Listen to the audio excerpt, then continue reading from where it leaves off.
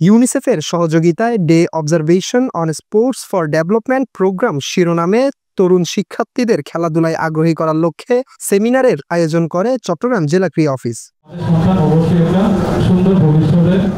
সোমবার সকালে হালিশহর শারীরিক শিক্ষা কলেজের সেমিনার হলে এই আয়োজন করা হয়, যেখানে স্কুল শিক্ষার্থীদের খেলাধুলায় আগ্রহী করার লক্ষ্যে দিক নির্দেশনা দেন সরকারি শারীরিক শিক্ষা কলেজের অধ্যক্ষ এস.এম. গিয়াসউদ্দিন বাবর, চট্টগ্রাম জেলা ক্রীড়া অফিসার আব্দুল বারী, জাতীয় অ্যাথলেট ও ট্রেনার সরওয়ার আলম সোহেল সহ শারীরিক শিক্ষা কলেজের শিক্ষকরা। খেলাধুলায় বাড়ে বল, মাদক ছেড়ে খেলতে চল।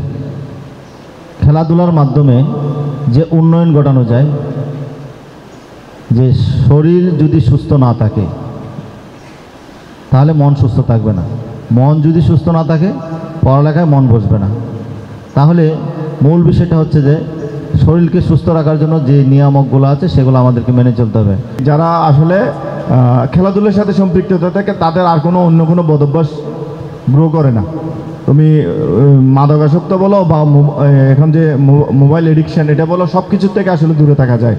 এখন এটার মাধ্যমে তুমি আবার তোমার লিডারশিপ গ্রো করতে পারবা। দেখবা যারা খেলাধুলা করে এরাই দেখবা সমাজের বিভিন্ন জায়গায় কি নেতৃত্ব দিচ্ছে। চট্টগ্রামের বেশ কয়েকটি স্কুলের শিক্ষার্থী ও শারীরিক শিক্ষা কলেজের শিক্ষার্থীরা সেমিনারে অংশগ্রহণ করে। এ সময় শিক্ষার্থীদের নিয়ে কাবাডি খেলার আয়োজন করা হয়। মাহমুদুল আশিক, এন স্পোর্টস।